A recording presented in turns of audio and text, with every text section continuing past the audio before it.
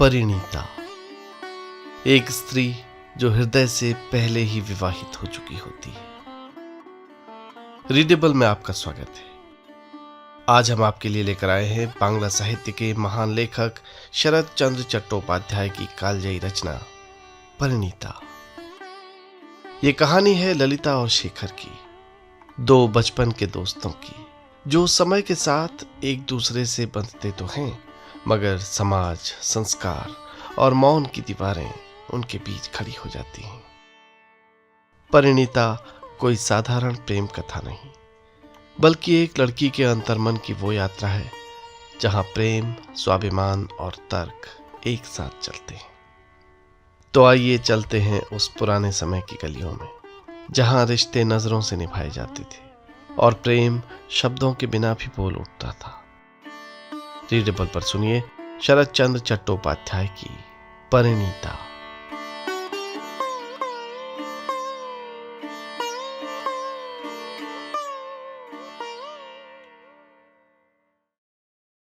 गुरुचरण बाबू को जैसे ही ये समाचार मिला कि उनकी पत्नी ने बिना किसी विघ्न और बाधा के 5वीं कन्या को जन्म दिया है और जच्चा बच्चा दोनों स्वस्थ हैं, ये सुनते ही उनका चेहरा रक्तहीन और निस्तेज हो गया।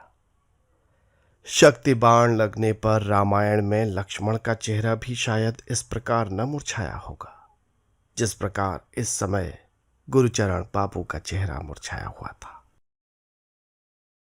गुरुचरण बाबू एक बैंक में साधारण क्लर्क हैं।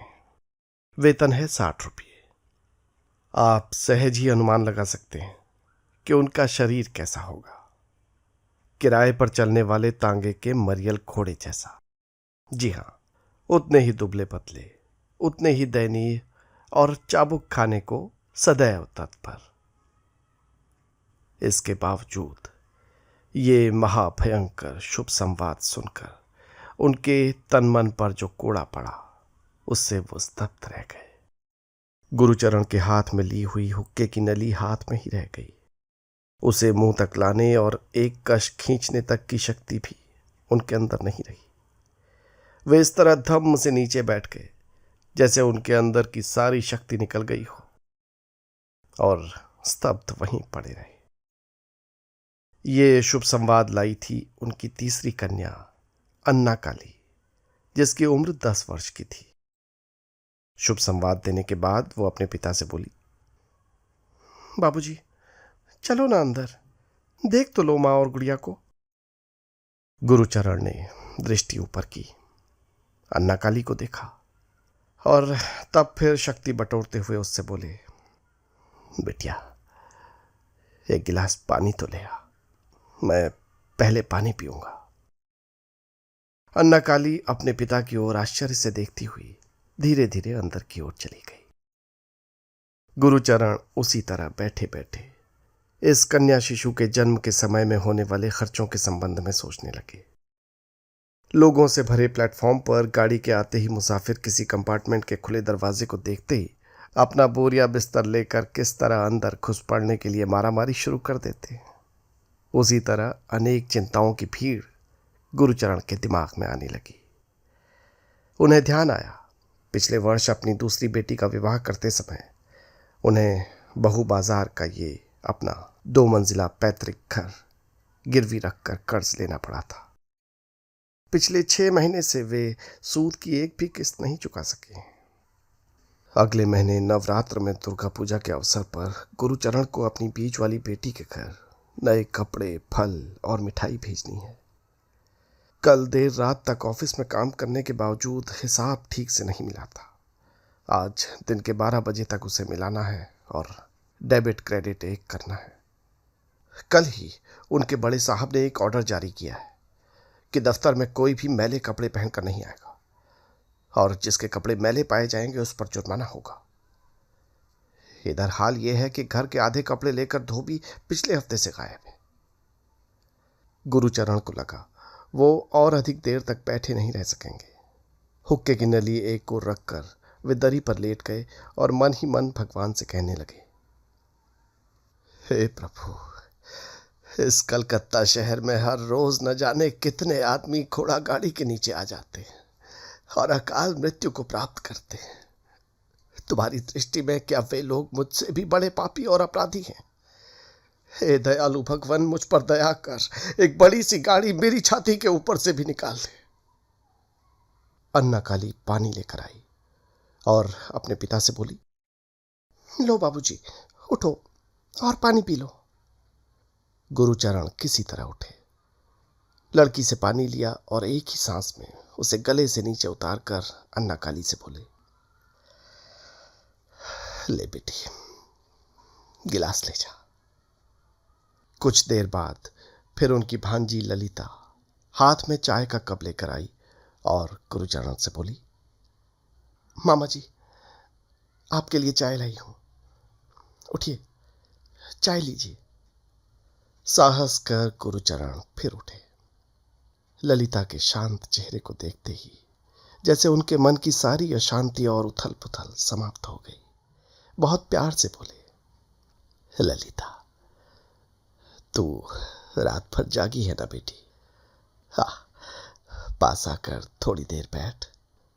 ललिता मुस्कुराई, फिर मामा के पास आकर बैठती हुई बोली, आप परेशान दिख रहे हैं मामा जी।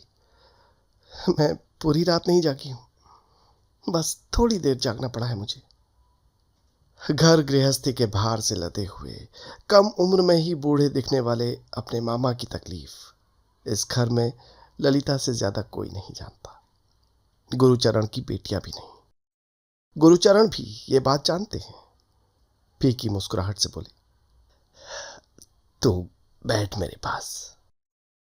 ललिता छोटी बच्ची की तरह अपने मामा के पास बैठ गई।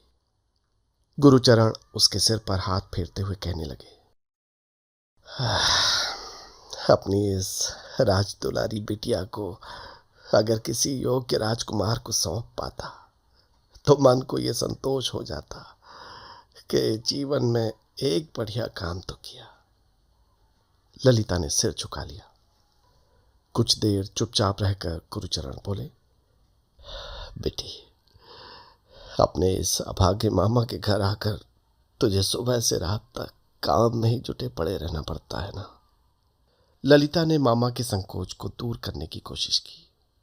सहज भाव से हंसती हुई बोली, मामा जी, क्या घर में और लोग काम नहीं करते? सभी करते हैं, मैं भी थोड़ा हाथ बटा देती हूं। गुरुचरण अपनी भांजी के सयानेपन पर मुस्कुराए। चाय पीते हुए बोले, अच्छा ललिता, आज खाना कौन बनाएगा? आश्चर्य के साथ ललिता ने कहा, कौन बनाएगा क्या मतलब मामा जी? मैं बनाऊंगी। अब गुरुचरण ने आश्चर्य के साथ कहा, तू बनाएगी? तुझे आता है खाना बनाना? ललिता को हंसी आ गई। बोली, क्या खाना बनाना इतना मुश्किल काम है? अगर हो भी तो भी मुझे कोई परेशानी नहीं होगी, क्योंकि मैंने मामी से खाना बनाना सीख लिया है। सच? चाय का प्याला नीचे रखते हुए गुरुचरण ने कहा, हाँ मामा जी, मामी से मैंने सब कुछ सीख लिया है। मैंने कई बार खाना बनाया है। कहते हुए ललिता ने फिर सिर नीचे झुका लिया। गुरुचरण का मन बहुत हल्का हो गया था। एक बार फिर ललिता के सिर पर हाथ रखकर उन्होंने उसे मन ही मन आशीर्वाद दिया। तभी उनकी दृष्टि खिड़की की ओर पड़ी। उन्होंने देखा बाहर गली में शेखर जा रहा है। उन्होंने देखते ही चिल्लाकर आवाज दी, शेखर। थोड़ी देर में एक स्वस्थ और सुंदर नवयुवक अंदर आ गया और गुरुचरण की ओर देखकर मुस्कुराने लगा। हाथ से बैठने का इशारा करते हुए गुरुचरण ने नवयुवक से कहा, क्यों शेखर, आज सवेरे सवेरे तुम्हारी चाची ने ये जो कांड कर डाला है उसकी खबर तो तुम्हें मिल ही गई होगी। शेखर ने मुस्कुराते हुए कहा, कांड क्या कर डाला? आपके यहां कन्या का जन्म हुआ है, बस यही ना? गुरुचरण ने एक गहरी सांस ली और बोले, हाँ भाई, तुमने तो बहुत आसानी के साथ कह दिया, बस यही ना। लेकिन यही क्या होता है, ये तो केवल मैं ही जानता हूं। ऐसा मत कहिए चाचा जी। शेखर की मुस्कुराहट समाप्त हो गई थी। बहुत गंभीरता के साथ उसने बात पूरी की। चाची सुनेंगी तो उन्हें बहुत दुख होगा, और फिर घर में जो भी नया प्राणी आया है उसे तो प्यार और आदर के साथ ही स्वीकार करना चाहिए ना। गुरुचरण किसी सोच में पड़ गए, फिर बोले, प्यार और आदर के साथ स्वीकार करना चाहिए, ये तो मैं भी जानता हूं। लेकिन बेटा, कई बार लगता है कि भगवान के घर में भी न्याय नहीं है। मेरे साधन सीमित हैं, फिर मेरे ही घर में इतनी लड़कियां क्यों?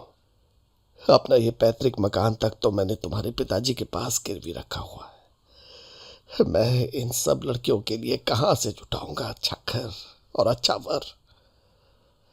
खैर, इन सबको भी छोड़, ये बता बेटा, ये ये जो हमारी ललिता है ना, राजकुमारी, न इसके माता है न पिता, इस स्वर्ण प्रतिमा को कैसे सौंप दूं किसी के हाथों?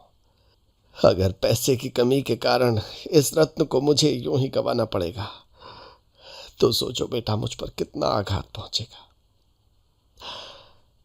13 साल की हो गई है ये, लेकिन हालत ये है कि मेरे पास इस समय 13 पैसे भी नहीं है कि इसकी सगाई कर सकूं।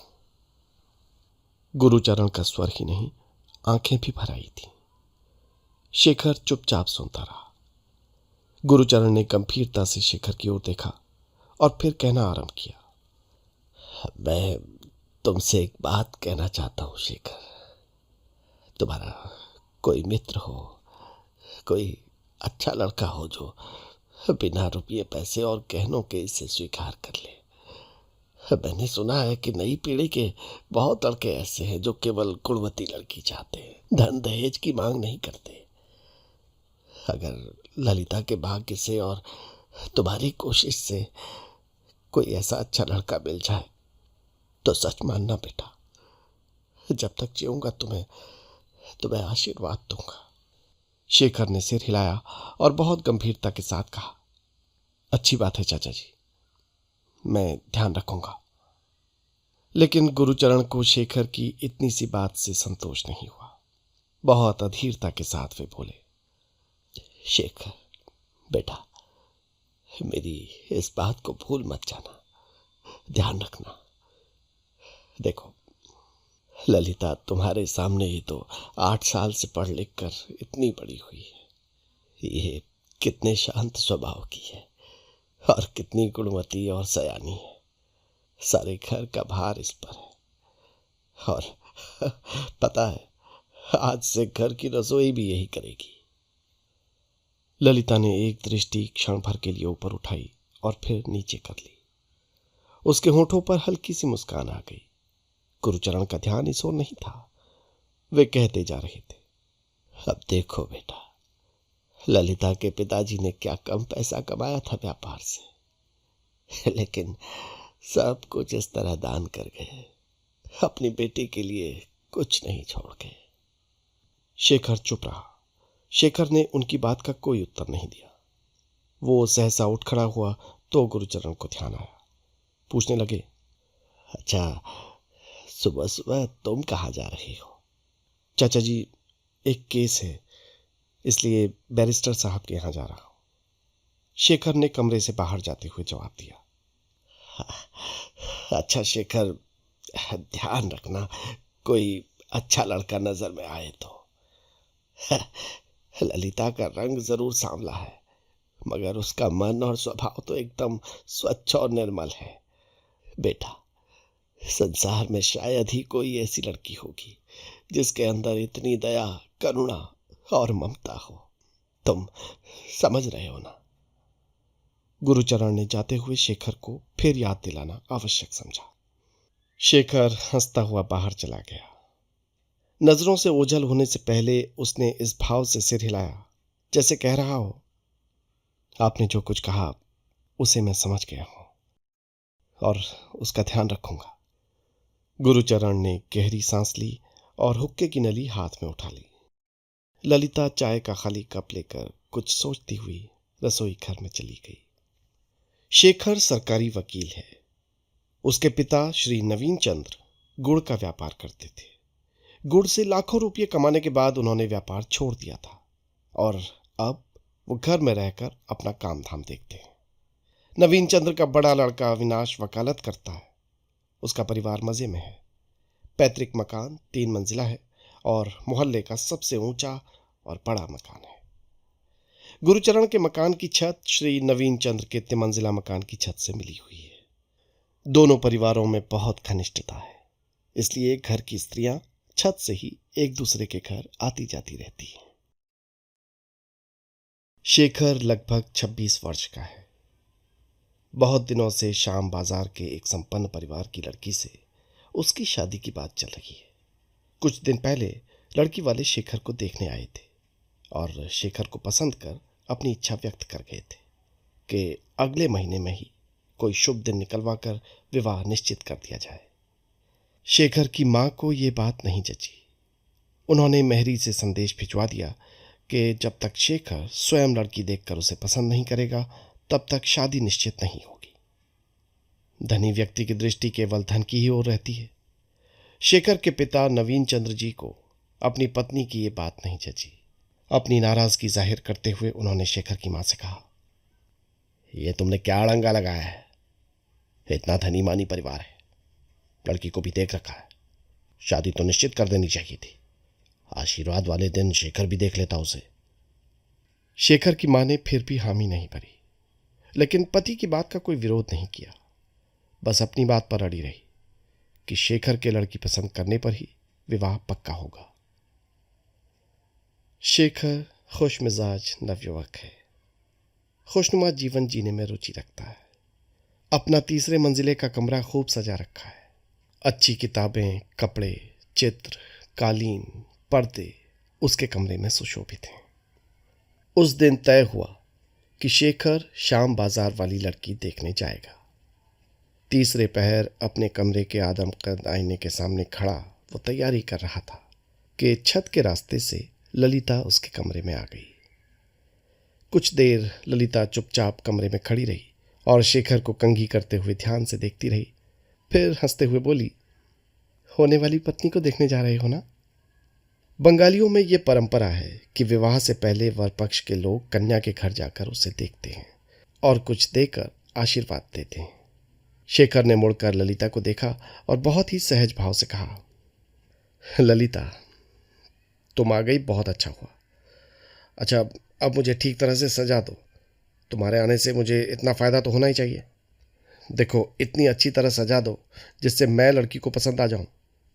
ललिता हंसने लगी, फिर कहने लगी, देखो शेखर दादा, इस समय तो मुझे तुम्हें सजाने संवारने की फुर्सत नहीं है, क्योंकि अभी तो मैं कुछ रुपये लेने आई हूँ। ललिता ने आगे बढ़कर शेखर के तकिए के नीचे से चाबियों का गुच्छा निकाला, तिजोरी खोली और कैश बॉक्स में से गिनकर कुछ रुपये निकाले और अपनी धोती के आंचल में बांध लिए। चाबियों के गुच्छे को तकिए के नीचे रखती हुई वो बहुत धीमे स्वर में बोली, शेखर दा, जब ज़रूरत होती है मैं रुपये यहाँ से निकाल ले जाती हूँ, लेकिन मेरी समझ में नहीं आता इन्हें चुकाऊंगी कैसे? चुकाऊंगी कैसे? चुका तो रही हो, और कैसे चुकाओगी? शेखर ने बालों पर कंघी फेरते हुए कहा। ललिता की समझ में कुछ नहीं आया। वो शेखर के मुख की ओर देखने लगी। शेखर ने कहा, देख क्या रही हो? क्या मेरी बात समझ में नहीं आई? ललिता ने सिर हिलाया, फिर बोली, नहीं, कोई बात नहीं। जब जरा कुछ और बड़ी हो जाओगी तब सब समझ जाओगी। ये कहते हुए शेखर खटखट करता हुआ कमरे के बाहर निकल गया। उसी रात शेखर सोफे पर चुपचाप लेटा हुआ था। धीमे कदमों से उसकी मां भुवनेश्वरी ने अंदर प्रवेश किया। भुवनेश्वरी 50 वर्ष की होने पर भी 35-40 वर्ष की ही लगती थी। वे गांव की रहने वाली थीं और शहर में इतने वर्ष रहने के बावजूद उन्होंने अपने गांव वाले शुद्ध और उत्तम संस्कार नहीं छोड़े थे। वो बहुत ही कोमल हृदय की थी और किसी का भी दुख दर्द नहीं देख सकती थी। शेखर ने अपनी मां से रूप, स्वास्थ्य और बुद्धि नहीं पाई थी। मां के मन की दया और उदारता भी पाई थी। मां की ही तरह शेखर भी किसी को कष्ट में देखकर विचलित हो उठता था और मां की तरह ही उन कष्टों को दूर करने के लिए एकदम प्रयत्नशील हो जाता था। मां को आते ही देखकर शेखर झटके से उठ बैठा। भुवनेश्वरी ने पास पड़ी एक चौकी पर बैठते हुए कहा, क्यों बेटा, देखा है लड़की कैसी है? अच्छी है। इतना संक्षिप्त उत्तर देकर शेखर ने अपने कर्तव्य का पालन कर दिया। क्यों, अच्छी है कहकर चुप क्यों हो गया?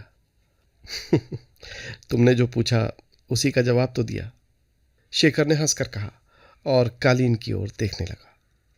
मां भी हंसने लगी और बोली, पूरी बात का जवाब कहाँ दिया? ये बता, रंग कैसा है? गोरा है ना? किसके जैसा है? अपनी ललिता जैसा है? मां की ओर दृष्टि करके शेखर ने कहा, ललिता? ललिता तो काली है मां, उसके सामने तो वो लड़की गोरी कहलाएगी। नैन नक्श कैसे हैं? बुरे नहीं है। अच्छा, तो हाँ कह दूं तेरे बाबूजी से? शेखर चुप हो गया, कुछ नहीं बोला। भुवनेश्वरी कुछ पल लड़के की ओर देखती रही, फिर जैसे कुछ ध्यान आने पर बोली, अच्छा, लड़की पढ़ी लिखी कहाँ तक है? वो तो मैंने पूछा ही नहीं। भुवनेश्वरी को इस बात पर बहुत आश्चर्य हुआ। कहने लगी, क्यों क्यों नहीं पूछा? तुम पढ़े लिखे लड़कों के लिए लड़की में जिस बात का होना जरूरी है वही बात तूने नहीं पूछी। मां, मुझे तो ये बात याद ही नहीं रही, ध्यान ही नहीं आया इस बात का, शेखर ने फीकी मुस्कुराहट से कहा। भुवनेश्वरी विस्मित भाव से कुछ देर तक अपने लड़के की तरफ देखती रही, फिर हंसते हुए बोली, इसका मतलब यह है कि तू यहां ब्याह नहीं करना चाहता है ना? जवाब में शेखर कुछ कहना चाहता था, लेकिन ललिता को आते देखकर रुक गया। ललिता धीमे कदमों से आकर भुवनेश्वरी के पीछे खड़ी हो गई। भुवनेश्वरी ने पीछे घूमकर ललिता को देखा और बाएं हाथ से उसे अपनी बगल में खींचकर उससे पूछने लगी, क्या बात है बिटिया? ललिता ने बहुत ही धीमे स्वर में जवाब दिया, कुछ नहीं मां। ललिता पहले भुवनेश्वरी को मौसी कहती थी, मगर भुवनेश्वरी ने उसे ऐसा कहने से मना कर दिया था। कहा था, बेटी, मैं तेरी मौसी तो नहीं हूं, मां बेशक हूं। और तब से ललिता उन्हें मां ही कहती थी। मां ने बड़े लाड़ से ललिता को खींचकर अपनी छाती से सटा लिया और बहुत प्यार से बोली, अच्छा, कुछ नहीं, तो शायद तू मुझे सिर्फ देखने के लिए आई है। ललिता चुप रही, हिली तक नहीं। शेखर ने बड़े बूढ़ों की तरह से सवाल किया, मां को देखने आई हो? अपने घर खाना कब बनाओगी? मां ने पूछा।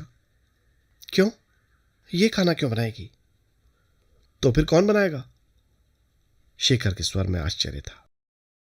इसके मामा जी उस दिन कह रहे थे कि यही रसोई का सारा काम देखती है, दोनों टाइम का खाना बनाती है। इसके मामा जी ने भली कही, भुवनेश्वरी हंसती हुई बोली। जो उनके मुंह में आया कह दिया। अभी इसका ब्याह नहीं हुआ है, इसके हाथ का बना कच्चा खाना कौन खाएगा? मैंने अपनी मिसरानी को इसके यहां भेज दिया है, वही बना रही है खाना। है? और अपने घर में? शेखर ने प्रश्न किया। बड़ी बहू बना रही है, भुवनेश्वरी ने स्थिति स्पष्ट करते हुए कहा। वैसे आजकल दिन का खाना मैं ललिता के यहां ही खा रही हूं। शेखर ने संतोष की एक लंबी सांस ली। वो समझ गया कि इस संकटग्रस्त परिवार का भार उसकी बहुत अच्छी मां ने अपने ऊपर ले लिया है, और मन ही मन उसने मां के प्रति कृतज्ञता प्रकट की। कोई महीने भर बाद की बात है। शेखर अपने कमरे में उसी सोफे पर आड़ा तिरछा लेटा हुआ कोई विदेशी उपन्यास पढ़ रहा था। हमेशा की तरह धीमे कदमों से ललिता आई और तकिए के नीचे से चाबी का गुच्छा निकालकर तिजोरी खोलने लगी। शेखर ने किताब पर से दृष्टि नहीं हटाई, साधारण भाव से पूछा, क्या हो रहा है? कैश बॉक्स खोलती हुई ललिता ने जवाब दिया, रुपये ले रही हूं शेखर दा। ठीक है, कहकर शेखर फिर उपन्यास में व्यस्त हो गया। ललिता बाहर जाने के लिए थोड़ा साज श्रृंगार करके आई थी। वो चाहती थी कि शेखर उसे एक बार भरपूर नजर से देख ले और ये पूछे कि वो कहाँ जा रही है। शेखर को उपन्यास में दृष्टि गाढ़े देखकर वो कुछ ऊंचे स्वर में बोली, 10 रुपये लिए हैं शेखरदा। उसका ख्याल था कि शेखर इस बात पर अवश्य प्रश्न करेगा कि किस लिए और क्यों, और उसकी ओर देखेगा। लेकिन शेखर ने कोई जिज्ञासा प्रकट नहीं की, कोई प्रश्न नहीं किया। बहुत ही निर्विकार भाव से अच्छा कहा और उपन्यास पाठन में डूबा रहा। उसने ललिता की ओर देखा तक नहीं। ललिता को बड़ी बेचैनी सी होने लगी। आज उसे कुछ परिचितों के साथ नाटक देखने जाना था। वे लोग नीचे उसकी प्रतीक्षा कर रहे थे। ललिता बिना शेखर की अनुमति के कहीं नहीं जाती थी। अनुमति उसे मिल भी जाती थी।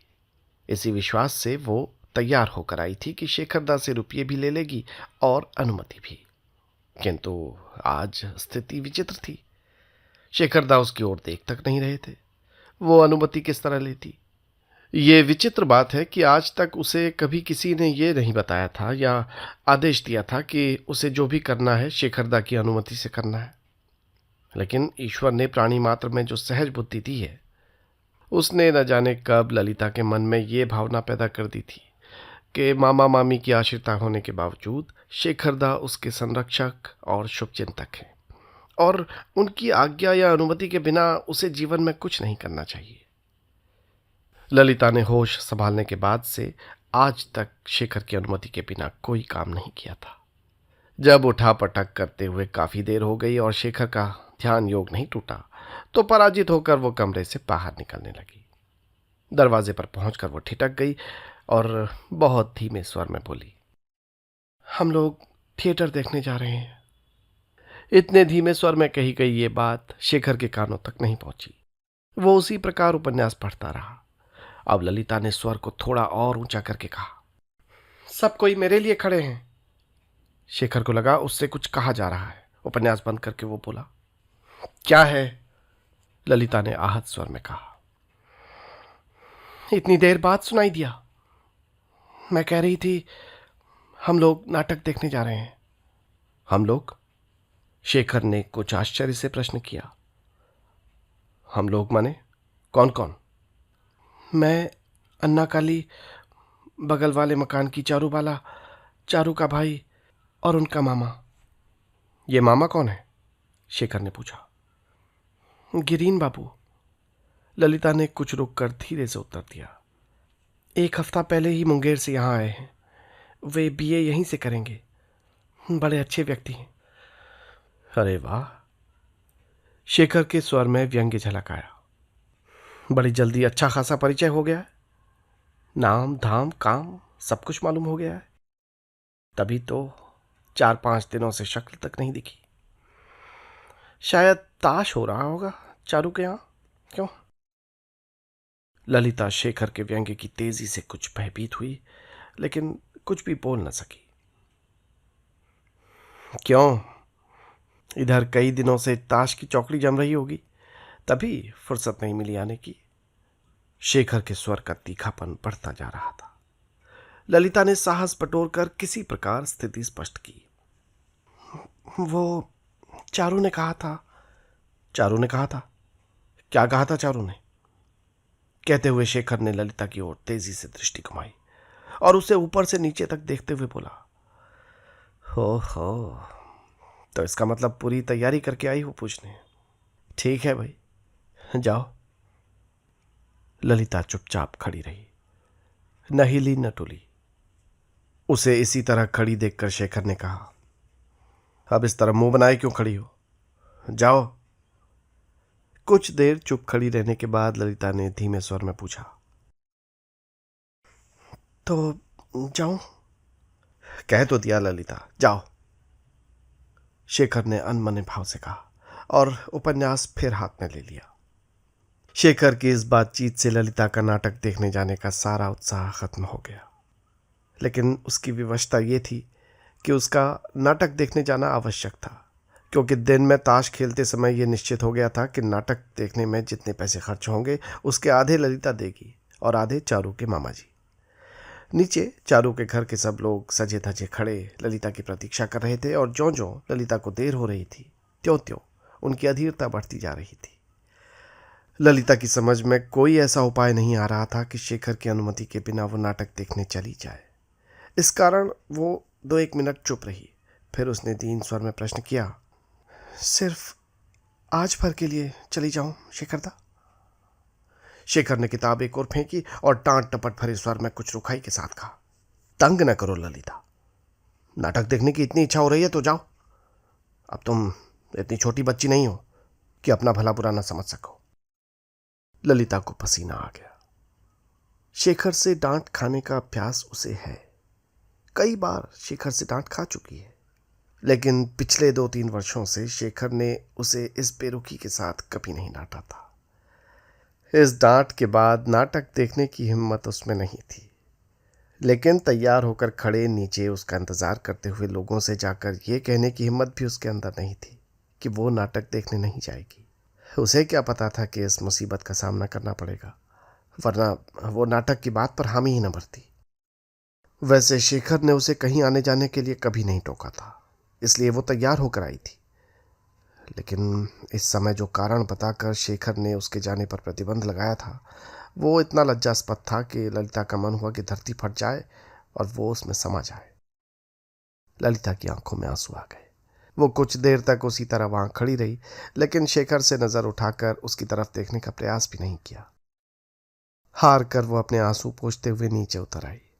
मेहरी को कहकर उसने अन्ना काली को बुलवाया और 10 रुपए का नोट उसके हाथ में देती हुई बोली, तुम लोग नाटक देखने चली जाओ।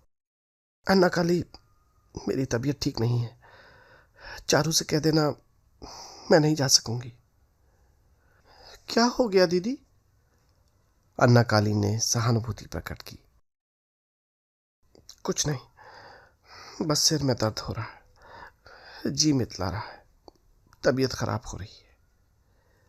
ये कहते हुए ललिता ने बिस्तर की शरण ली। इसके बाद घर में ही काफी नाटक हुआ। अन्ना काली से ये सूचना पाकर चारूबाला आई। उसने बहुत खुशामद की, जिद की, कस्में दिलवाई। फिर ललिता की मामी को बुलवाकर उनसे जोर डलवाया, लेकिन ललिता टस से मस न हुई। अन्ना काली नाटक देखना चाहती थी। ललिता के दिए 10 रुपये उसके हाथ में थे। जब ललिता चारपाई से नहीं उठी तो उसने चारूबाला को एक ओर ले जाकर कहा, चारू दीदी, जब ललिता दीदी की तबीयत खराब है और उनका नाटक देखने का मन नहीं है तो उन्हें घर पर ही रहने दो। चलो हम लोग नाटक दिखाएं। रुपये तो ललिता दीदी ने दे दिए हैं, ये देखो। चारू की समझ में ये बात आ गई। वो ये भी समझ गई कि छोटी होने के बावजूद अन्ना काली समझदार है, इसलिए ललिता को वहीं छोड़ बाकी लोग नाटक देखने चले गए। बगल वाले जिस मकान का जिक्र किया गया है उसमें ललिता की सहेली चारूबाला और उसकी मां मनोरमा रहते हैं। वो लोग ब्रह्म समाजी हैं। ललिता और चारू एक ही उम्र के हैं। चारू की मां मनोरमा को ताश खेलने का बहुत शौक है, लेकिन वे इस खेल में इतनी निपुण नहीं है, इसलिए वे प्रायः ललिता को बुलवा लेती है, क्योंकि ललिता ताश खेलने में बहुत तेज है। शेखर को यह बात मालूम थी। उसे यह भी मालूम था कि दिन के खाने के बाद चारू के घर में ताश की चौकड़ी बैठती है और बाजी ललिता के हाथ रहती है। शेखर को जो बात मालूम नहीं थी और जो बात शेखर को उस शाम मालूम हुई वो ये थी कि आजकल चारूबाला का मामा गिरीन्द्र आया हुआ है। गिरीन्द्र बांकीपुर में पढ़ता है और कलकत्ता यानी कोलकाता नहीं के बराबर आता था, इसलिए शेखर गिरीन्द्र को नहीं पहचानता था। स्वाभाविक था कि शेखर को ललिता का उसके साथ नाटक देखने जाना अच्छा नहीं लगा। गिरीन्द्र जिस दिन आता था, ताश का खेल आरंभ करते समय मनोरमा गिरीन्द्र को पराजित करने के लिए ललिता को अवश्य बुला लिया करती थी। ललिता आती थी तो खेल खूब जमता था। ललिता के कारण मनोरमा बाजी जीत जाती थी। ललिता जिस शाम नाटक देखने नहीं गई, अगले दिन दोपहर में जब मनोरमा ने मेहरी को भेजकर ललिता को बुलवाया तो ललिता ने मेहरी से कह दिया कि वो नहीं आ सकेगी, वो कुछ काम कर रही है। थोड़ी देर बाद चारू आई। ललिता सचमुच ही किसी अंग्रेजी पुस्तक में से कुछ अनुवाद कर रही थी। ललिता ने अनुवाद करने की बात कहकर चारू पर भी अपनी विवशता प्रकट कर दी। चारू लौट आई तो मनोरमा स्वयं ललिता के पास आई और उसकी किताब कॉपी एक कोने में फेंक कर अधिकारपूर्ण स्वर में बोली, चल उठ, बड़ी होने पर तुझे मजिस्ट्रेटी करनी है क्या? और अगर तू मजिस्ट्रेट हो भी गई तो क्या तुझे क्लब में ताश नहीं खेलना पड़ेगा? चल चल, अब देर हो रही है। ललिता के सामने बहुत बड़ा संकट आ खड़ा हुआ। वो रुआंसे स्वर में बोली, नहीं, आज तो जाना नहीं हो पाएगा, बहुत काम है, कल जरूर आ जाऊंगी। लेकिन मनोरमा ने उसकी एक न सुनी, उसका हाथ पकड़ा और उसे लगभग खींचती हुई अपने साथ ले गई। ताश शुरू हुआ। हर दिन की तरह चारू और किरींद्र एक तरफ और ललिता और मनोरमा दूसरी तरफ। लेकिन आज ललिता का मन खेल में नहीं था, इसलिए खेल कुछ जमा नहीं। अनमने भाव से थोड़ी देर खेल कर वो उठ खड़ी हुई। जब वो जाने लगी तो गिरीन्द्र बोला, कल शाम आपने अपने हिस्से के रुपये तो भिजवा दिए, लेकिन नाटक नहीं देखा। चलिए कल देखाएं नाटक।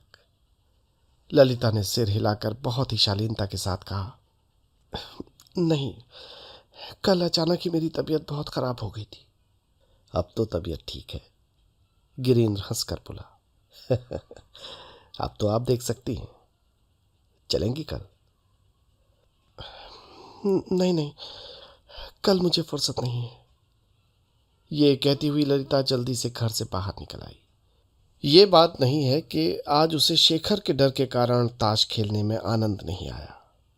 सच्चाई ये थी कि उसे स्वयं बहुत लाज आ रही थी।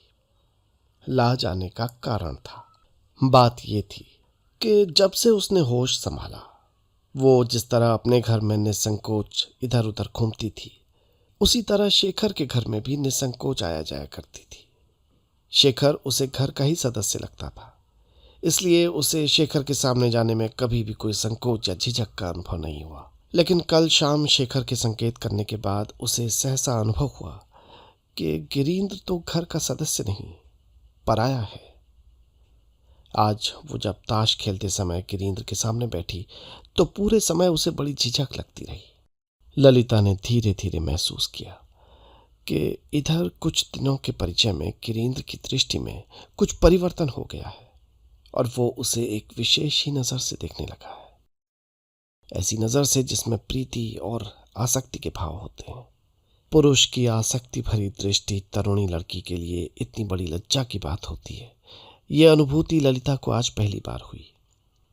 अपने घर थोड़ी देर रुककर वे जल्दी से शेखर के कमरे में पहुंच गई और वर्षों से जिस काम को अधिकारपूर्वक करती आई थी उसे करने में व्यस्त हो गई। किसी ने उसे ये काम सौंपा नहीं था, उसने स्वयं ही ये काम अपने ऊपर ले लिया था और लोगों ने उसे ललिता की जिम्मेदारी के रूप में स्वीकार भी कर लिया था। वो काम था शेखर के कमरे की झाड़ पोंछ और उस कमरे की चीज़ों की सही व्यवस्था। कौन सी चीज़ कहाँ किस जगह रखनी चाहिए और कहाँ रहेगी, ये ललिता के अतिरिक्त कोई नहीं जानता था। शेखर कई बार तो ज़रूरत की चीज़ न मिलने पर मेहरी को भेजकर ललिता को बुलवाता था और ललिता क्षण मात्र में उस चीज़ को खोजकर शेखर को सौंप देती थी। अगर ललिता 2-3 दिन चीज़ें ठीक नहीं करती थी तो शेखर का कमरा उन दिनों उसी तरह अव्यवस्थित रहता था। एक सप्ताह से ताश के खेल के कारण ललिता कमरा ठीक करने का समय नहीं निकाल पाई थी। इस कारण कमरे की दशा खासी सोचनीय हो गई थी। ललिता ने धोती का पल्ला कमर में कसा और कमरे की झाड़ पोंछ की व्यवस्था में व्यस्त हो गई। दोनों घरों के लोगों से ये बात नहीं छिपी थी कि ललिता और शेखर के बीच एक स्नेह संबंध है। दोनों घरों के लोगों ने इस संबंध को एक सहज, स्वाभाविक और स्वच्छ संबंध ही माना था और इसे कभी भी आलोचना का विषय नहीं समझा था। यदि शेखर की कोई छोटी बहन होती तो क्या वो ये सब न करती जो ललिता शेखर के लिए करती है? किंतु इस बात को कोई नहीं जानता था कि वो स्नेह संबंध अब किस मोड़ पर पहुंच गया है और कौन सा नया रूप लेने जा रहा है। वास्तविकता ये थी कि ललिता तक भी ये बात नहीं जानती थी। उन दोनों के आचरण में अभी तक कोई ऐसी चीज नहीं दिखाई दी थी जो किसी को खटकती। सब कुछ इतना सहज था कि कोई सपने में भी नहीं सोच सकता था कि ललिता किसी दिन इस घर में बहू का स्थान ले सकती है। जब भुवनेश्वरी तक के मन में ही इस तरह का कोई विचार नहीं आया था तो बेचारी ललिता के करीबी मामा मामी तो ये कल्पना करने की धृष्टता तक नहीं कर सकते थे। ललिता का इरादा था कि वो कमरे की व्यवस्था ठीक करके शेखर के आने के पहले ही अपने घर को लौट जाएगी, लेकिन काम पूरा करने में थोड़ी देर हो गई और घड़ी की ओर ललिता का ध्यान गया ही नहीं। दरवाजे के बाहर जूते की टक टक सुनकर ललिता हक्की बक्की रह गई। उसने अपना सिर ऊपर उठाया और एक ओर हटकर चुपचाप खड़ी हो गई। कमरे में प्रवेश करते हुए शेखर ने कहा, अच्छा, मिल गई फुर्सत कमरा ठीक करने की। कल रात कितने बजे लौटी नाटक देखकर? ललिता ने मानो कुछ सुना ही नहीं। शेखर सोफे का सहारा लेकर बैठ गया और सवाल करने लगा, हाँ तो कब लौटी? 2 बजे? 3 बजे? क्या बात है, आवाज क्यों नहीं निकल रही? ललिता चुपचाप खड़ी रही। शेखर ने कुछ नाराजगी के साथ कहा, नीचे जाओ, मां बुला रही है। ललिता ने धोती का पल्ला ठीक किया और धीमी गति से कमरे के बाहर निकल गई। भुवनेश्वरी भंडार के सामने बैठी शेखर के लिए जलपान की तश्तरी सजा रही थी। उनके निकट जाकर धीमे मृदुल स्वर में ललिता ने पूछा, मुझे बुलाया था मां? भुवनेश्वरी ने कुछ आश्चर्य के साथ ललिता के चेहरे की ओर देखा और कहा, नहीं, मैंने तो नहीं बुलाया। लेकिन पहले तो ये बता, आज तेरा चेहरा इतना उतरा हुआ क्यों है? तूने अभी तक कुछ खाया पिया कि नहीं? ललिता कुछ नहीं बोली। उसने अपना सिर हिला दिया। अच्छा, तो एक काम कर, ये नाश्ते की तश्तरी अपने शेखरदा को देकर मेरे पास आ। ललिता ने अनिच्छा से तश्तरी उठाई और ऊपर पहुंची। देखा, शेखर सोफे पर उसी तरह अधलेटा पड़ा है। न कपड़े बदले हैं, न मुंह धोया है, बस आंखें बंद कर रखी हैं और कुछ सोच रहा है। शेखर के निकट आकर ललिता ने धीमे स्वर में कहा, नाश्ता लाई हूं। शेखर ने आंखें नहीं खोली, न उसकी ओर देखा। नाराजगी से बोला, कहीं भी रख दो। बिना आंखें खोले शेखर को यह आभास था कि ललिता अभी गई नहीं है, वहीं खड़ी है। 2-1 मिनट उसी तरह चुप रहकर उसने कहा, इस तरह प्लेट हाथ में लिए कब तक खड़ी रहेगी ललिता? मुझे अभी टाइम लगेगा, इसे कहीं रख दो और चली जाओ। ललिता का क्रोध अंदर ही अंदर बढ़ता जा रहा था। उसे दबाने का प्रयास करते हुए वो शांत स्वर में बोली, होने दो देर, मुझे भी नीचे कोई काम नहीं है, क्या करूंगी नीचे? शेखर ने आंखें खोली और हंसा, तब कहने लगा, चलो, मुंह से कोई बोल तो निकला। अरे, नीचे कोई काम नहीं तो घर में तो होगा, और यहां पर नीचे कोई काम ना हो, बगल वाले चारू के मकान में तो होगा। कोई एक घर तो है नहीं तुम्हारा ललिता? हाँ, ये बात तो है। ललिता ने गुस्से में नाश्ते की तश्तरी खट से टेबल पर रखी और दंदनाती हुई नीचे उतरने लगी। शेखर ने चिल्लाकर आवाज लगाई, शाम के बाद एक बार आना, दिन में 100 बार ऊपर नीचे नहीं आ जा सकती। कहकर ललिता सीढ़ियों से नीचे उतर आई और भुवनेश्वरी के पास जाकर खड़ी हो गई। भुवनेश्वरी उसे देखती हुई बोली, सुन ललिता, तू शेखरदा को नाश्ता तो दे आई, लेकिन पान तो दिया ही नहीं उसे। मुझे भूख लग रही है माँ, मैं तो अब ऊपर जाऊंगी नहीं, कोई और दे आएगा। कहती हुई ललिता भुवनेश्वरी के पास बैठ गई। भुवनेश्वरी समझ गई कि ललिता किसी बात पर शेखर से रूठ गई है। हंसती हुई बोली, अच्छा अच्छा, तो कुछ खा तो ले, पान मेहरी दे आएगी। ललिता कुछ नहीं बोली और चुपचाप नाश्ता करने लगी। वो रात नाटक देखने नहीं गई। इसके बावजूद शेखर ने उससे व्यंग्य से बात की। इस बात से ललिता को शेखर पर क्रोध आया और वो 4-5 दिन तक शेखर के सामने ही नहीं पड़ी। शेखर के कोर्ट जाने के बाद वो ऊपर जाकर उसका कमरा ठीक कर देती थी और चुपचाप लौट आती थी। अपनी गलती महसूस कर शेखर ने 2-1 बार उसे बुलाया भी, लेकिन ललिता शेखर के सामने नहीं गई। मोहल्ले का एक भिखारी कभी कभी घर आ जाया करता था। ललिता को उस पर बड़ी दया आती थी। वो उसे 1 रुपया दे दिया करती थी। भिखारी भी उस पर आशीर्वाद की वर्षा कर दिया करता था। वो ललिता को अपने पिछले जन्म की मां कहा करता था। ललिता का वो बूढ़ा लड़का एक दिन सुबह ही सुबह भीख मांगने आ पहुंचा और बोला, मां, कहाँ हो? ललिता परेशानी में फंस गई। शेखर अभी कोर्ट नहीं गया, अपने कमरे में ही है। ललिता रुपया लेने ऊपर कैसे जाए? मामी के पास गई तो देखा वो रसोई में बैठी मेहरी को डांट रही है। उल्टे पैर लौट आई तो देखा भिखारी महाराज लाठी दरवाजे के पास टिकाए जमकर बैठ गए। ललिता ने उसे कभी खाली हाथ नहीं लौटाया था। उसका मन नहीं हुआ कि उसे फिर निराश लौटा दे। भिखारी ने फिर पुकार लगाई, माँ कहाँ हो? अन्ना काली भागी हुई आई और बोली, दीदी तुम्हारा बूढ़ा बेटा आया है, तुम्हें पुकार रहा है। ललिता ने प्रार्थना के स्वर में कहा, अन्ना तू मेरी बहुत अच्छी बहन है, मेरा एक काम कर देगी? देख मैं तो इस समय काम में लगी हुई हूँ, तू ज़रा दौड़कर ऊपर चली जा और शेखरदा से 1 रुपया ले आ। अन्ना काली जिस तरह दौड़ती हुई गई थी उसी तरह दौड़ते हुए नीचे आई और ललिता को रुपया देती हुई बोली, ये लो दीदी। कुछ सोचकर ललिता ने पूछा, अच्छा ये बता शेखरदा ने क्या कहा रुपया देते हुए? कुछ नहीं, अन्ना काली बोली। कहने लगे कोट के ऊपर की जेब से रुपया निकाल ले, मैंने निकाल लिया। और कुछ नहीं कहा? नहीं तो, कहती हुई अन्ना काली चली गई। ललिता ने रुपया देकर भिखारी को तो विदा किया, परंतु हमेशा की तरह उसके आशीर्वाद नहीं सुने।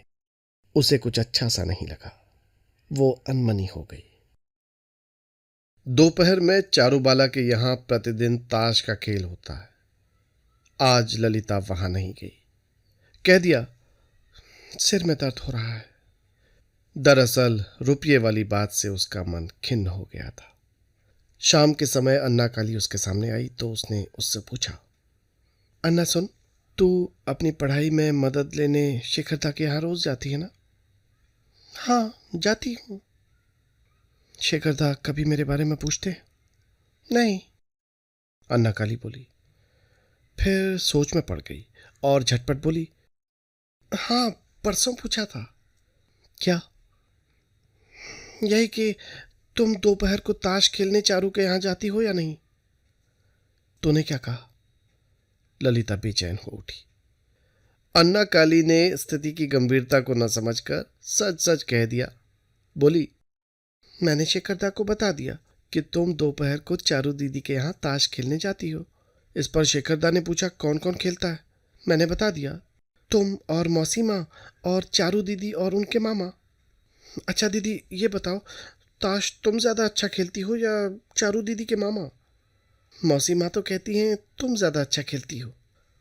ललिता को एकदम बहुत गुस्सा आ गया। तीखे स्वर में बोली, तुझे इतनी सब बातें कहने की क्या जरूरत थी अन्ना? तेरा शिखरदा को हर बात बताना जरूरी है क्या? ठीक है, अब मैं कभी कोई चीज नहीं दूंगी, तू शिखरदा से ही लेना। अन्ना काली की समझ में कुछ नहीं आया और ये तो बिल्कुल भी नहीं समझ पाई कि दीदी को गुस्सा किस बात पर आया। कुछ देर चुपचाप खड़ी होकर सोचते रहने के बाद वो सिर झटक कर बाहर चली गई। 2-3 दिन से चारूबाला के यहाँ ताश का खेल बंद है। चौकड़ी की चौथी सदस्य ललिता नहीं आ रही है। इस कारण 2-1 दिन से गिरीन्द्र कुछ उखड़ा हुआ सा है। शाम को टहलने भी नहीं जाता। अखबार हाथ में लेकर बस इधर से उधर घूमता रहता है। चौथे दिन की बात है। गिरीन्द्र ने मनोरमा से पूछा, दीदी क्या आज भी खेल नहीं होगा? कैसे होगा गिरीन्द्र, खेलने वाला ही नहीं है। तेरा मन हो रहा है तो चल हम तीनों ही खेलें। गिरीन्द्र ने फीके स्वर में कहा, भला 3 जनों में कभी खेल हुआ है? चौथा व्यक्ति भी तो होना चाहिए। सुनो दीदी, तुम ललिता को बुलवा क्यों नहीं लेती? ललिता शायद नहीं आएगी। क्यों, क्या उसके घर वालों ने मना किया है? नहीं, मनोरमा ने सिर हिलाते हुए कहा, उसके घर वाले तो ऐसे नहीं हैं। मेरा ख्याल है वो खुद ही नहीं आती। गिरीन्द्र के चेहरे पर आशा की किरण चमक उठी। एकदम बोला, दीदी तुम जाकर उसे बुला लाओ तो वो जरूर आ जाएगी। ललिता के लिए गिरीन्द्र की बढ़ती हुई उत्कंठा देखकर मनोरमा को एकाएक हंसी आ गई। अपनी चोरी पकड़ी जाने के कारण गिरीन्द्र कुछ लज्जित हो गया। मनोरमा की आशंका ठीक निकली कि उसका ये ममेरा भाई ललिता की ओर आकर्षित हो गया है। अपने भाई का मन रखने के लिए वो हंसती हुई बोली, अच्छी बात है, मैं उसे बुलाने जाती हूँ। अगर वो मान गई तो उसे ले आऊंगी। मनोरमा गई और थोड़ी देर के बाद ललिता को लेकर लौट आई। बिना कुछ बोले ललिता खेलने बैठ गई। 2-3 दिन से खेल नहीं हुआ था, इसलिए बहुत उत्साह के साथ खेल आरंभ हुआ। जैसा इतने दिनों से हो रहा था, आज भी वैसा ही हुआ। ललिता और मनोरमा बाजी जीतने लगी। अभी 2-3 बाजी ही हुई थी कि अचानक अन्ना काली भागती हुई आई और बोली, दीदी, शेखर दा बुला रहे हैं, जल्दी चलो। अन्ना काली की बात सुनकर ललिता का चेहरा उतर गया। जीतने की सारी खुशी जैसे हवा में उड़ गई। वो खेल रोकती हुई बोली, क्यों, शेखर दा आज ऑफिस नहीं गए? मालूम नहीं, अन्ना ने सिर हिलाते हुए कहा। गए होंगे, मगर कोई काम आ गया होगा तो इसलिए लौट आए होंगे। ललिता ने पत्ते नीचे रख दिए और मनोरमा को देखते हुए संकोच के साथ कहा, अच्छा मौसीमा, जाती हूं। मनोरमा ने उसका हाथ पकड़ने की कोशिश की और बोली, ललिता, इतनी जल्दी क्या है, थोड़ी देर और खेल ले तब चली जाना। ललिता फुर्ती से उठ खड़ी हुई और जाते जाते बोली, नहीं मौसीमा, शेखर दा बहुत गुस्सा होंगे। दूसरे ही क्षण वो घर से बाहर थी। कुछ देर के बाद गिरीन्द्र ने पूछा, ये शेखर दा कौन है दीदी? वो जो सामने वाले बड़े गेट वाली कोठी है ना, उन्हीं की है, मनोरमा ने उत्तर दिया। ओह, समझा, गिरीन्द्र ने सिर हिलाते हुए कहा। अच्छा, उस कोठी के नवीन बाबू ललिता के रिश्तेदार होंगे? रिश्तेदार? कहाँ के रिश्तेदार? ये नवीन बाबू तो ललिता के मामा के मकान को हड़पने की कोशिश कर रहे हैं, मनोरमा ने व्यंग्य के साथ कहा। कैसे? गिरीन्द्र के स्वर में आश्चर्य था। मनोरमा ने पूरी कहानी गिरीन्द्र को सुना दी। पिछले वर्ष ललिता की ममेरी बहन की शादी के अवसर पर गुरुचरण बाबू को रुपयों की जरूरत पड़ी। रुपयों की व्यवस्था नहीं हो पाने के कारण अंत में निराश होकर गुरुचरण बाबू को शेखर के पिता नवीन चंद्र के पास जाना पड़ा। बड़ी मुश्किल से नवीन चंद्र ने जैसे एहसान करते हुए बहुत ज्यादा ब्याज पर गुरुचरण को रुपये दिए और मकान अपने नाम गिरवी रखवा लिया। गुरुचरण जी की आर्थिक स्थिति सभी को मालूम है। सभी जानते हैं कि वो नवीन बाबू का कर्ज इस जन्म में तो चुका नहीं पाएंगे और इस तरह एक न एक दिन ये मकान नवीन बाबू का हो जाएगा। बूढ़े नवीन बाबू का इरादा है कि गुरुचरण का मकान हाथ आने पर उसे तुड़वा कर उसकी जगह एक नया मकान बनवाएंगे। वो मकान अपने छोटे बेटे शेखर को दे देंगे। 2 बेटे हैं उनके, दोनों के अपने अपने मकान हो जाएंगे और बेटों में संपत्ति बांट का झमेला नहीं होगा। दोनों बेटे अपने अपने मकानों में रहेंगे। गिरीन्द्र भावुक युवक था। ये कहानी सुनकर बहुत दुखी हो गया। सोचते हुए पूछने लगा, अच्छा दीदी, गुरुचरण बाबू के तो और भी लड़कियां हैं, वे उनका विवाह कैसे करेंगे? भगवान ही जानता है, मनोरमा ने हाथ ऊपर उठाते हुए कहा। और फिर उन्हें अपनी इस बिना माँ बाप की भांजी ललिता की भी तो शादी करनी है। ललिता बांस की तरह बढ़ती जा रही है। इन लोगों की बिरादरी में ऐसा कोई भी नहीं है जो इनकी मदद करने के लिए आगे आए। सच गिरीन्द्र, कई बार तो मैं सोचती हूँ कि इन लोगों से हम ब्रह्म समाजी ही अच्छे, कम से कम एक दूसरे को लूटते खसोटते तो नहीं। गिरीन्द्र चुपचाप सुनता रहा। मनोरमा ने कहना जारी रखा, पता है, उस दिन ललिता की मामी बात करते हुए मेरे सामने फूट फूट कर रोने लगी। कहने लगी, ललिता के हाथ कैसे पीले होंगे, इस चिंता में मामा का स्वास्थ्य बिगड़ रहा है। ठीक भी है, जिसकी इतनी बड़ी लड़की होगी उसे चिंता कैसे नहीं होगी। अच्छा गिरीन्द्र सुन, तेरे मुंगेर बांकीपुर में क्या कोई ऐसा सुशील लड़का नहीं होगा? तेरा कोई मित्र जो बिना लेन देन की बात किए सिर्फ लड़की देखकर विवाह कर ले? ऐसी अच्छी लड़की मिलेगी नहीं, यह मैं दावे से कह सकती हूँ। गिरीन्द्र ने अवसाद भरी हंसी हंसकर कहा, मित्र मित्र कहाँ मिलेंगे दीदी। हाँ, मैं जरूर रुपये पैसे से कुछ मदद कर सकता हूँ। गिरीन्द्र के पिता डॉक्टर थे, बहुत पैसा कमाया था, काफी जायदाद भी खड़ी की थी। गिरीन्द्र अकेला लड़का था। उनकी मृत्यु के बाद उस धन संपदा का मालिक गिरीन्द्र ही था। मनोरमा गिरीन्द्र की ममेरी बहन थी। कुछ आशंका के साथ उन्होंने पूछा, तो क्या गुरुचरण बाबू को रुपया उधार देगा? गिरीन्द्र को बहन के भोलेपन पर हंसी आ गई। फीकी हंसी के साथ बोला, उधार क्या दूंगा दीदी, उधार चुका सकने की हैसियत उनकी है नहीं, ये अभी तुम बता चुकी हो। फिर भी अगर वो लौटा सकेंगे तो वापस ले लूँगा, नहीं लौटा सके तो कोई बात नहीं। मनोरमा आश्चर्य से भर उठी। गिरीन्द्र को ध्यानपूर्वक देखती हुई बोली, तो फिर उन्हें रुपये देने में तुझे क्या लाभ? वो न तो हमारे रिश्तेदार हैं और न ही हमारे समाज के। भला ऐसे बेबात पर कोई किसी को रुपये देता है? अब गिरीन्द्र अपनी बहन के चेहरे को ध्यानपूर्वक देखने लगा। फिर धीरे से हंसकर बोला, दीदी तुम धन्य हो। वो हमारे समाज के नहीं हैं, लेकिन हमारे देश के तो हैं। फिर वे इस समय संकट में हैं और मेरे पास रुपये हैं जो फिलहाल मेरे किसी काम नहीं आ रहे। उन्हें दे दूंगा तो उनकी समस्या हल हो जाएगी। तुम उनसे बात करके तो देखो दीदी, वो अगर मुझसे रुपये लेने को राजी हो जाए तो मैं उन्हें दे दूंगा। देखो, ललिता उनकी भी कोई नहीं है, हमारी भी कोई नहीं है, और तुम स्वयं ही कह रही हो बहुत अच्छी लड़की है, इसलिए उसके विवाह का भी सारा खर्च मैं दे दूंगा। गिरीन्द्र की इस बात से मनोरमा कोई विशेष प्रसन्न नहीं हुई। बिना किसी बात के किसी अनजान व्यक्ति को कोई इतना पैसा क्यों दे? लेकिन चारू, जो अब तक चुप बैठी सब सुन रही थी, ये बात सुनकर खुशी से उछल पड़ी और उल्लासपूर्ण स्वर में बोली, हाँ मामा, दे दो, ये बहुत अच्छी बात होगी। मैं अभी ललिता की मामी जी से ये बात कहकर आती हूँ। मनोरमा ने उसे डांटते हुए कहा, तू चुप रह चारू, लड़कियों को इस तरह की बातों के बीच में नहीं पड़ना चाहिए।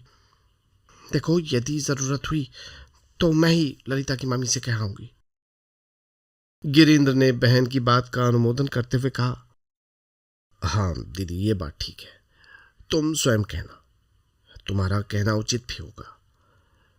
परसों घर लौट रहा था तो रास्ते में गुरुचरण बाबू से मेरी थोड़ी देर बातचीत हुई थी। मुझे तो बहुत सीधे और सरल व्यक्ति लगे। तुम क्या कहती हो? हाँ, मैं भी यही कहती हूँ, सभी लोग यही कहते हैं।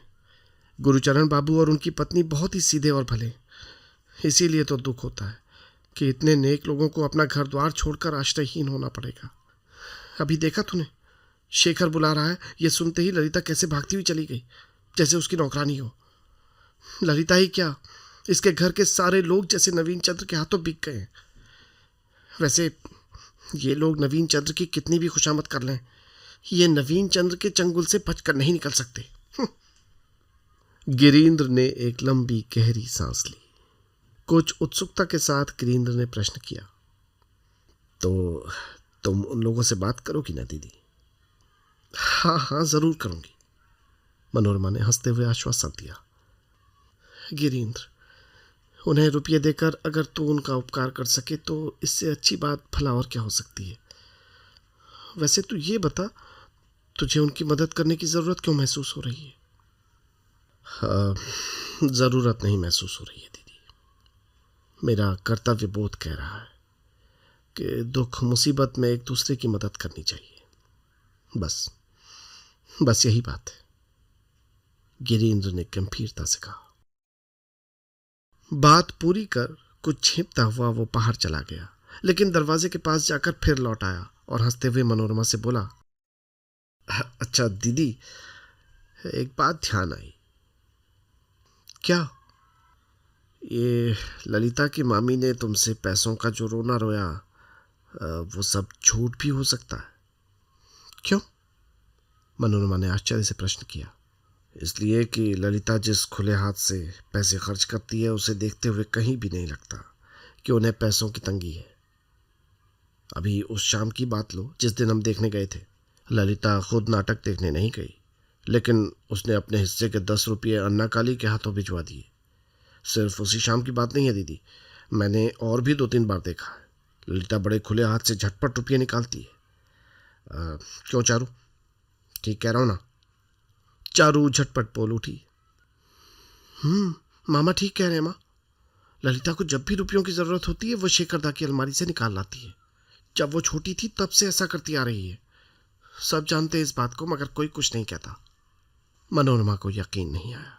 अपनी बेटी को शंकित दृष्टि से देखते हुए उसने पूछा, शेखर ये बात जानता है? चारू ने हाँ में सिर हिलाया और बोली, शेखर दा जानते हैं, उन्हीं के सामने तो पूछ कर निकालती हैं। पिछले महीने अन्ना काली की गुड़िया की शादी में ललिता ने जितने पैसे खर्च किए थे वे शेखर दा से पूछकर ही उनकी अलमारी से निकाले थे। मनोरमा सोच में डूब गई। फिर जैसे अपने आप ही से कहने लगी, ठीक है भाई, होगा, ऐसा ही होगा। वैसे ये बात तो सच है कि दोनों लड़के बाप जैसे कंजूस और लालची नहीं हैं। उन पर माँ का प्रभाव पड़ा है। माँ की तरह उनके मन में दया और करुणा है। शेखर भी स्वभाव से बहुत ही दयालु है। अच्छा चारू, तुझे तो पता होगा ना, शायद बाजार में जहाँ शेखर की शादी की बात चल रही थी वो पक्की हुई या नहीं? सुना है नवीन चंद्र ने बहुत ही पैसों वाला घर फांसा है। हाँ माँ, बात तो पक्की हो गई है। शेखर दा लड़की देख भी आए हैं। अगले माह की शादी होगी। चारू ने सारी सूचना माँ और मामा को दे दी।